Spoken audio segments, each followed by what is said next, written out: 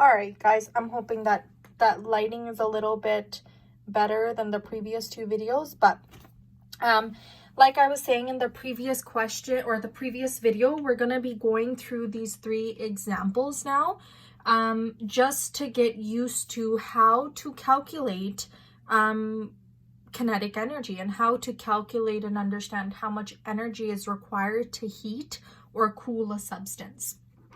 So example 1, a propane stove heats up 150 grams of water from 20 degrees Celsius to 53.2 degrees Celsius. How much energy is required to heat the water? So the first thing I always do with these questions is create my data set, okay?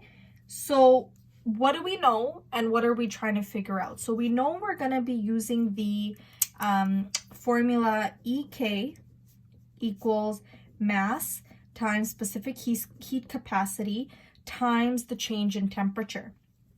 So the mass of the water we know is 150 grams.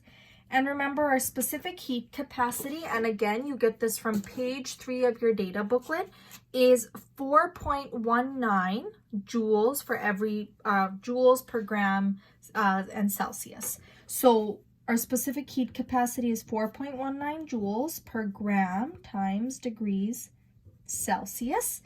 And our change in temperature is going to be temperature final minus temperature initial. So that is going to be 53.2 degrees Celsius minus 20 degrees Celsius, okay? And you can go ahead and calculate this before, so it's easier to put into your equation. So 53.2 minus 20, and that's gonna give you 33.2 degrees Celsius of or a change in temperature. So now we can go ahead and plug in our values. 150 grams of water times 4.19, and units are incredibly important, okay? And then our change in temperature was 33.2 degrees Celsius. Now I want you to make note of the fact that our units now cancel out, and we are left with only joules.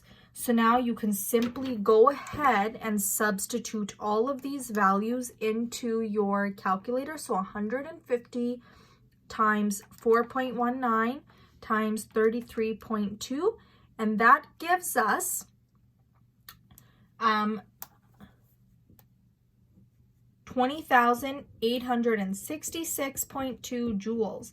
Now, if you remember from Chemistry 20, we can convert that into kilojoules. So I'm just going to go ahead and divide that value by 1,000, and I will get 20.9 kilojoules. Okay?